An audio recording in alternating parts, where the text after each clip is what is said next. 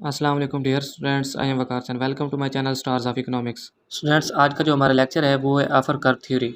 ये भी international trade theories में से एक थ्योरी है। इस थ्योरी को हम दो लेक्चर्स के अंदर कवर करेंगे। फर्स्ट लेक्चर्स के अंदर जो है हम लोग इसका इंट्रो देखेंगे और उसकी डेफिनेशन और इसके अजम्पशंस और derivation of offer curve of country A देखेंगे।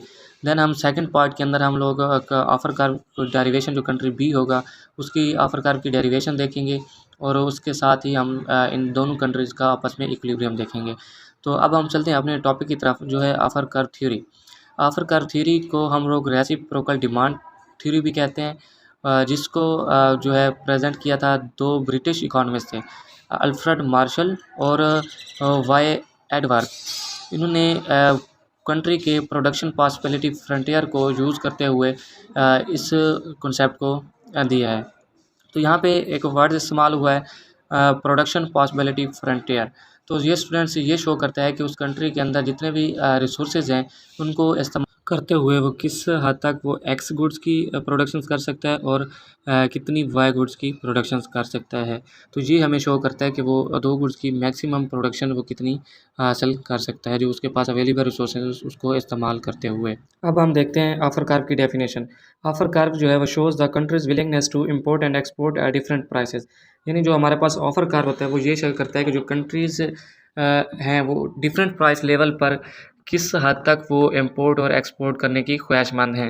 यानी इसका मतलब ईज़ी वे से ये है कि जो कंट्रीज़ होती हैं वो ये ख्वाहिश ज़ाहिर करती हैं कि हमने जो एक्सपोर्ट करनी है वो कितनी करनी है, उसके बदले में हमने इम्पोर्ट कितनी करनी है। इस तरीके से भी कह सकते हैं कि हमने कोई चीज़ इम्पोर्ट करनी है तो उसके बदले में हमें कितनी एक्सपोर्ट करनी पड़ेगी, या हम लोग एक्सपोर्ट कर रहे हैं तो उसके बदले में हमें कितनी इम्पोर्ट करनी पड़ेंगी। तो ये हमें शो करता है विलिंगनेस। जो ऑफ़र कर होता है वो यही बताता है कि आप कितनी हद तक डिफरेंट प्राइस लेवल पर आप इम्पोर्ट कर सकते हैं या एक्सपोर्ट कर सकते हैं। देन है हमारे पास अजम्पशंस। ये जो थ्योरी है ऑफर कर्व ये भी कुछ अजम्पशंस पर बेस है, जिसके अंदर there are two countries that trade with each other such as country A and B. यानी जो कंट्री ट्रेड कर रही हैं वो दो कंट्रीज़ ही होनी चाहिए, जो आपस में ट्रेड करें कंट्री ए और बी होनी चाहिए। जो दोनों कंट्रीज़ हैं will produce only two goods, यानी X goods and Y goods. यानी जिन कंट्रीज़ के दरमियान ट्रेड हो रही है वो ओनली दो ही गुड्स जो है वो प्रोड्यूस करें, जिसका नाम एक्स गुड और एक्स वाई गुड है। नेक्स्ट हमारे पास जो अजम्पशन है थर्ड नंबर पे वो है देयर आर परफेक्ट कंपटीशन। यानी जो भी ट्रेड हो रही है उसके अंदर परफेक्ट कंपटीशन होना चाहिए, यानी large number of buyer and seller होने चाहिए। तो नेक्स्ट है हमारे पास factor of production are perfect mobile within country but immobile between internationally. यानी जो आपके पास फैक्टर ऑफ प्रोडक्शंस काम कर रहे हैं इस थ्योरी के अंदर या ट्रेड के अंदर, उसको हम लोग जो है वो कंट्री के अंदर जो है वो उनको मोबाइल कर सकते हैं, यानी ट्रांसफ़र कर सकते हैं, लेकिन उनको एक कंट्री से दूसरी कंट्री ट्रांसफ़र नहीं कर सकते। फिफ्थ नंबर पे हमारे पास अजम्पशन है there are free trade between two countries. यानी दो जो कंट्रीज़ आपस में ट्रेड कर रही हैं उनके दरमियान जो है फ्री ट्रेड होना चाहिए। इसका ये मतलब नहीं है कि उसके बदले में कोई चीज़ यानी फ्री ट्रेड हो। इसका मतलब ये है कि दोनों कंट्रीज़ के अंदर कोई रिस्ट्रिक्शंस नहीं होनी चाहिए ट्रेड के हवाले से। यानी जो भी कोई कंट्रीज़ होती है, अगर दो कंट्रीज़ कर रही हैं किसी एक के अंदर जो है टैरिफ ज़्यादा है या टैक्स लगे हुए हैं, तो ये जो रिस्ट्रिक्शंस होती हैं, गवर्नमेंट पॉलिसीज़ होती हैं, तो इस किस्म की पॉलिसीज़ जो हैं वो उस पे अप्लाई ना हो रही हों। देन हमारे पास सिक्स है there are full employment in both countries. यानी जो कंट्रीज़ आपस में ट्रेड कर रही हैं उनके दरमियान जो है वो फुल एम्प्लॉयमेंट होना चाहिए, उनके जो रिसोर्सेज हैं वो फुल एम्प्लॉयमेंट हों। इसका मतलब कि दोनों कंट्रीज़ के अंदर जो है वो ऐसी कंट्रीज़ ना हो जिसके अंदर एक कंट्री के अंदर फुल एम्प्लॉयमेंट हो, दूसरी एक कंट्री के अंदर जो है वो अनएम्प्लॉयमेंट की सिचुएशंस हो। तो ये चीज़ें नहीं होनी चाहिए। देन हमारे पास है कांस्टेंट टेक्नोलॉजी। तो हमने ये थ्योरी भी अज्यूम किया है कि ये लेबर बेस्ड थ्योरी है, तो इस वजह से जो टेक्नोलॉजी हम यूज़ करते हैं उसको हम लोग कांस्टेंट रखते हैं। नेक्स्ट है हमारे पास derivation of offer curve of country A. तो ये हमारे पास जो फिगर दी गई है, अब हम इसकी डेरिवेशंस करते हैं कि ये जो फिगर हमें रिसीव हुई है वो किस तरीके से हासिल हुई है। तो अब हम चलते हैं इसकी डेरिवेशंस की तरफ। तो ये है हमारे पास derivation of offer curve country A की। इसमें हमने दो पैनल बनाए हैं, एक पैनल की मदद से दूसरे पैनल में हम जो है जो ऑफर कर्व है कंट्री ए का वो ड्राइव करेंगे, वो किस तरीके से ये यहाँ पे ड्राइव हुआ है। तो हमने एक्स एक्सिस पे हमने एक्सपोर्ट को लिया हुआ है जो कि एक्सपोर्टेबल कमोडिटी है, और वाई एक्सिस पे हमने इम्पोर्टेबल कमोडिटी को लिया हुआ है। तो हमारे पास पी ए है, production possibility curve of country A है। पीसीबी पीपीसी कर्व जो होता है वो हमें ये शो कर रहा होता है कि दो गुड्स की कितनी मैक्सिमम प्रोडक्शन हासिल हुई है उस कंट्री के अंदर। तो हमने ये पी और ए ये हमें बता रहा है जो कंट्री ए है उसके अंदर जो एक्सपोर्टेबल गुड्स हैं एक्स गुड उसकी प्रोडक्शन ज़्यादा हो रही है और वाई गुड्स की जो है प्रोडक्शन वो है कम हो रही है। ये हमने देखा कि जो जब हमारा पीपीसी कार था वो ये बता रहा है कि जो आपकी एक्स गुड है उसकी हमारे पास जो है टोटल आउटपुट जो है 140 है और जो टोटल वाई कमोडिटी की आउटपुट है वो आपके पास 60 है। तो बिफोर ट्रेड अब सपोज करते हैं पॉइंट ए है, इस पॉइंट पर कंट्री ए जो है वो वाई गुड्स की जो है वो 60 यूनिट कंज्यूम करती है और प्रोड्यूस करती है और जो एक्स गुड की है वो 30 यूनिट जो है वो प्रोड्यूस करती है। यानी ये इस ए पॉइंट से नीचे है तो ये सपोज दैट 30 बनता है, तो यहाँ पे 20 के बाद 30, तो यानी 30 गुड्स की कंजप्शन एंड प्रोडक्शन करती है एक्स गुड की और जो हमारे पास वाई की है वो 60 यूनिट जो है वो कंजप्शन एंड प्रोडक्शंस करती है। तो इसमें हमने देखा कि यहाँ पे जो वाई गुड्स की कंजप्शन थी या प्रोडक्शन थी वो ज़्यादा थी, जबकि वो हमारे पास गुड्स जो थी वो एक्सपोर्टेबल यानी उसमें एक्स गुड हालांकि वो सस्ती प्रोड्यूस हो रही थी। तो हम कहते हैं कि ये इस पॉइंट पे ए पॉइंट पे जो प्राइस थी वो 1/4 है, यानी इसका मतलब है कि आप जो है एक्स गुड जो है वो सस्ती है, आप यानी 1 यूनिट प्रोड्यूस करने के लिए आप एक्स के 4 यूनिट जो है वो सेक्रीफाइस करेंगे। तो हमने इसी तरीके से जो ये हमने टेंजेंट किया है आई सी ए पॉइंट पे, तो ये प्राइस ऑफ ए है 1/4। तो यही प्राइस हमने इस डायग्राम में वो किया है कि हमने क्या कहा था कि 1/4 है, यानी आप 4 गुड्स जो एक्सपोर्ट्स करेंगे उसके बदले में आप जो है 1 यूनिट जो है वाई कमोडिटी का वो ले सकेंगे। तो हमने ये देखा कि अगर हमारे पास ये 10 यूनिट लेते हैं हम लोग तो उसके हमें कितने 40 यूनिट जो है वो देने पड़ेंगे। तो ये 10 और ये 40 ये इस पॉइंट ए पे जो है वो इंटरसेक्ट करते हैं।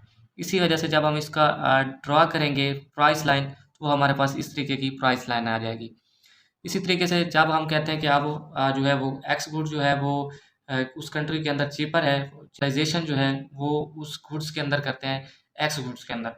तो जब हम एक्स गुड के अंदर जो है वो करेंगे प्रोडक्शंस करेंगे तो हम मूव कर लेंगे पॉइंट ए से बी पर। तो इस पॉइंट पे के अंदर हम लोग कहते हैं कि बिलफर्ज इस पे जो है जो प्राइस ऑफ रिलेटिव प्राइस है वो 1 है, यानी जितनी चीज़ें आप एक्सपोर्ट करेंगे उसके बदले में उतनी ही आप इंपोर्ट कर सकते हैं। तो स्टूडेंट्स जब हमने ए पॉइंट से बी पॉइंट पर मूव किया स्पेशलाइजेशन की तो हमने ये देखा कि हमने जो हमारे पास टोटल आउटपुट थी वो बिलफर्ज इस बी पॉइंट पे 130 जो है वो एक्स गुड्स की प्रोड्यूस कर रहे हैं और ओनली जो है हम लोग 20 यूनिट्स जो है वो वाई गुड्स के प्रोड्यूस कर रहे हैं। तो हमें ये देखने को मिला कि जब हमने इनकम्प्लीट स्पेशलाइजेशन की गुड्स एक्स के अंदर तो एक्स गुड्स के अंदर जो है वो हमें जो है 30 से 130 यानी 100 की जो है हमारे पास इंक्रीजमेंट आई और एक्स गुड के अंदर जो वाई गुड्स था उसमें हमने डिक्रीज़ किया 60 से 20 यानी 40 जो गुड्स की हमें डिक्रीजिंग करनी पड़ी है। यानी ये है जब हमने एक्स गुड्स के अंदर स्पेशलाइजेशन की है तो हम लोग क्या करते हैं हम लोग वाई कमोडिटी जो है वो कम प्रोड्यूस करना शुरू कर देते हैं और जो एक्स कमोडिटी जो चीपर है जिसके अंदर स्पेशलाइजेशन उसे कंपैरेटिव एडवांटेज हासिल है जिस गुड्स के अंदर उसकी जो हमें प्रोडक्शन होती है वो इंक्रीज़ कर देते हैं। तो इसीलिए यहाँ पे जो है 130 जो है वो हम यूनिट प्रोड्यूस कर रहे हैं और ओनली 20 यूनिट जो है वो हम वाई कमोडिटी के जो है वो प्रोड्यूस कर रहे हैं। अब ये है कि हम लोग कहते हैं कि इस पे जो है रिलेटिव प्राइस जो है वो 1 है, यानी आप जितने यूनिट एक्सपोर्ट करेंगे उतने उसके बदले में आप लोग इंपोर्ट कर सकेंगे। तो हम लोग देखते हैं कि अगर मैं बिल फ़र्ज़ करता हूँ कि मैं 60 यूनिट्स की जो एक्सचेंजिंग कर रहा हूँ, यानी दूसरे कंट्री को 6 यूनिट जो है मैं एक्स गुड की एक्सपोर्ट करूँगा उसके बदले में मैं 60 यूनिट जो है वो वाई गुड के इंपोर्ट करूँगा। तो अगर मैं इस बी पॉइंट से क्योंकि यहाँ पे 130 थी तो मैं इसके 60 यूनिट जो है वो मैं एक्सपोर्ट करता हूँ। तो जब मैं एक्सपोर्ट करता हूँ 130 से मैंने 60 करूँगा तो मेरे पास बकाया जो है वो 70 यूनिट बच जाएंगे एक्स गुड के, तो यहाँ पे एक्स के 70 बचते हैं। इसी तरीके से जब मैं 60 एक्सपोर्ट करूँगा क्योंकि 20 मेरी यहाँ पे थी, इस वजह से जब 20 के अंदर मैं 60 ऐड करूँगा वो हमारे पास 80 बन जाएंगे। तो 80 और 70 के दरमियान जब मैं परपेंडिकुलर गिराऊँगा तो ये मुझे एक लाइन मिलती है रिलेटिव प्राइस की जो क्या है 1 के इक्वल है। तो यानी अब जब हमारे पास 1 रिलेटिव प्राइस होती है तो आप जो इंडिफरेंस कर्व है वो आपका न्यू बजट लाइन पर यानी जो ट्रेड लाइन है रिलेटिव प्राइस की उस पर शिफ्ट हो जाएगा IC2 पर यानी ई पॉइंट पर। तो इसमें हमने क्या किया कि हमने रिलेटिव प्राइस जो हमारे पास 1 थी, यानी उसके बदले में हमने जितने यूनिट एक्स के एक्सपोर्ट किए उतने ही हमें वाई के इंपोर्ट मिले। तो यानी जब हमारे पास रिलेटिव प्राइस 1 होगी तो हम यानी बी सी यूनिट जो है वो एक्सपोर्ट करेंगे, सी और ई यूनिट जो है वो इंपोर्ट करेंगे। तो ये तो है हमारे पास जब रिलेटिव प्राइस 1 होगी। अगर बिलफर्ज हम ये करते हैं कि अगर हमारे पास इंटरनेशनल ट्रेड के अंदर ये भी 1 भी नहीं होती रिलेटिव प्राइस, 1/4 भी नहीं होती, 1/2 होती है प्राइस, तो फिर क्या होगा? तो इस लाइन पर जो पीपीसी कर्व है उसको जब यहाँ पे एक एफ पॉइंट पर जब प्राइस लाइन टच करेगी वहाँ पे हमारा इक्विलिब्रियम होगा। तो हम बिलफर्ज हम करते हैं एफ पॉइंट पे हम लोग जो है वो ट्रेड करने जा रहे हैं। तो इस एफ पॉइंट पे क्या है, पी एफ पर जो प्राइस है 1/2 है, यानी आप एक यूनिट इंपोर्ट करने के बदले में 2 यूनिट एक्सपोर्ट की कुर्बानी देनी पड़ेगी आपको। तो यही है कि जब हम एफ से हमने इधर देखा, इससे पहले मैं आपको इसका P = 1 का मैं वो आपको बता देता हूँ कि ये किस तरीके से यहाँ पे आप ड्राइव करते हैं। हमने पी ए की प्राइस जब 1/4 थी, इसकी जो हमने प्राइस लाइन ड्रा की वो ये इस तरीके से की थी कि 1/4 के हिसाब से की थी। अब हम करते हैं कि प्राइस ऑफ बी जो है = 1 है, तो हमने कितने की एक्सचेंजिंग की है, 60 यूनिट की, यानी हमने इंपोर्ट कितने किए थे, 60 यूनिट। तो ये 60 यूनिट, इससे हमें ये पॉइंट मिलता है। इधर से हमने कितने की थी, 60 यूनिट की।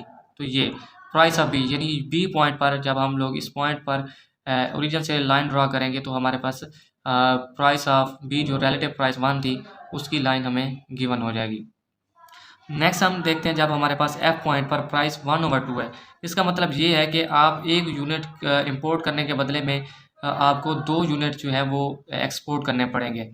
तो इस पॉइंट से अगर मैं एक्सपोर्ट करता हूँ, हमारे पास यहाँ पे थी 100 यूनिट है एफ पॉइंट पर, ठीक है, और इधर जो है हमारे पास वाई की जो प्रोडक्शन है वो 40 यूनिट है। तो मैं कहता हूँ कि मैं यानी 1/2 यानी 60 यूनिट्स मैं एक्सपोर्ट करूँगा, उसके बदले में मुझे जो है हमारे पास 30 यूनिट मुझे इंपोर्ट करने पड़ेंगे। तो एफ पॉइंट से जब मैं 100 से 60 यूनिट जो है वो एक्सपोर्ट करूँगा तो बाकी मेरे पास यहाँ पे 40 बच जाएंगे। इसी तरीके से जब मैं 40 के अंदर 30 ऐड करूँगा तो हमारे पास 70 यूनिट बचते हैं, तो बन जाएंगे। तो 70 और 40 के दरमियान हम देखेंगे एक पॉइंट जो हमारे पास इंडिफरेंस का न्यू शो होगा, किस पे, जब हमारे पास प्राइस लाइन जो 1/2 होगी उस पे इंडिफरेंस का जो है वो I3 हमें शो होगा। तो ये है हमारे पास स्टूडेंट्स। अगर हम यहाँ पे क्वेश्चंस आता है कि हमें जो है इस चीज़ की क्यों ज़रूरत पड़ी है 1/2 की ट्रेड, क्योंकि हमें तो यहाँ पे वहाँ पे हम 1/4 जो है वो हमारे लिए बेनिफिशियल थी। तो अगर हम लोग ये देख रहे हैं कि हमारे पास 1/4 होगी, उससे हमें एक कंट्री को जो हम एक्स कमोडिटी जो है वो ज़्यादा दे रहे थे, यानी एक के बदले में 4 यूनिट की हम कुर्बानी दे रहे थे। जबकि जब हमारे पास रिलेटिव प्राइस 1/2 होती है तो हम लोग 4 यूनिट सेक्रीफाइस करने के बजाय हम लोग 2 यूनिट जो है वो सेक्रीफाइस कर सकते हैं। तो ये इस वजह से यहाँ पे भी जो ट्रेड है वो बेनिफिशियल है कंट्री के लिए, क्योंकि पहले वो कंट्री जो है वो 4 गुड्स की एक्सपोर्ट के इंपोर्ट के बदले में 4 यूनिट ऑफ एक्स गुड्स की सेक्रीफाइस कर रहा था, अब उसे जो है 4 की बजाय 2 यूनिट्स देने पड़ेंगे। तो ये हमारे पास जो है एफ पॉइंट पर रिलेटिव प्राइस 1/2 है। तो यही प्राइस हमने देखी कि हमने एक्स गुड्स कितने प्रोड्यूस किए, हमने 60 की कुर्बानी दी थी, ये हमारे पास, और यहाँ पे हमारे पास थी हमने 30 की वाई इंपोर्ट किए, तो यहाँ पे 30 है। तो ये पॉइंट हमें यहाँ पे टेंजेंट होता है। तो ये जब हम इससे लाइन ड्रॉ करेंगे इस पॉइंट से ओरिजिन से, तो ये हमारे पास प्राइस 1/2 की एक लाइन शो होती है जिसे हम प्राइस ऑफ एफ का नाम देते हैं। तो हमारे पास ये ड्राइव हो गई 1/4 प्राइस की, रिलेटिव प्राइस की लाइन आ गई, हमारे पास 1/2 की भी आ गई, 1 की भी आ गई। तो एक पॉइंट ये था हमारे पास ए वाला, ये वाला स्टूडेंट्स जी 1/4 थी, तो ये पॉइंट आया।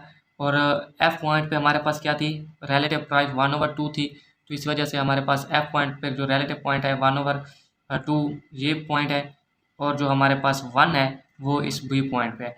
तो इन पॉइंट्स को जब हम लोग आपस में मिलाएंगे तो हमें एक कर्व शो होता है जिसे हम कहते हैं offer curve of country A. तो ये स्टूडेंट्स था हमारे पास ऑफर कर्व डेरिवेशन थी कंट्री ए की। तो ये एक सिंपल ही वे था। अगर भी इसमें आपको कोई क्वेश्चंस हैं तो आप फिर भी हमें कमेंट्स बॉक्स में पूछ सकते हैं, आपको इसका क्लियर आंसर दिया जाएगा। ये है कि आपने जो इसी वे से मैंने किया है कि आपने जो स्केल बनाने हैं वो इक्वल बनाने हैं, यानी इधर जो गैप है वो भी बराबर होना चाहिए, यहाँ पे भी गैप बराबर होना चाहिए। उसका फ़ायदा ये होता है कि आपकी जो ये प्राइस लाइन्स के टेंजेंट बनने के चांस होते हैं वो यानी इक्वल ही आ जाते हैं। यानी जब हम लोग गैप इक्वल नहीं रखते तो उस वक़्त ये होता है कि हमें टेंजेंट बनाने में मुश्किल हो रही होती है कि यहाँ पे किस जगह पे जो है हमारे पास टेंजेंट हो रही है। तो ये थी हमारे पास students offer curve of country A. Next part में हम देखेंगे offer curve of country B की डेरिवेशंस। अगर आपको हमारी वीडियोस अच्छी लगी है तो आप हमारे चैनल को सब्सक्राइब करें, बेल आइकन प्रेस करें ताकि फर्दर जो किसी और वीडियो का नोटिफिकेशन है तो आपको इजीली मिल सके।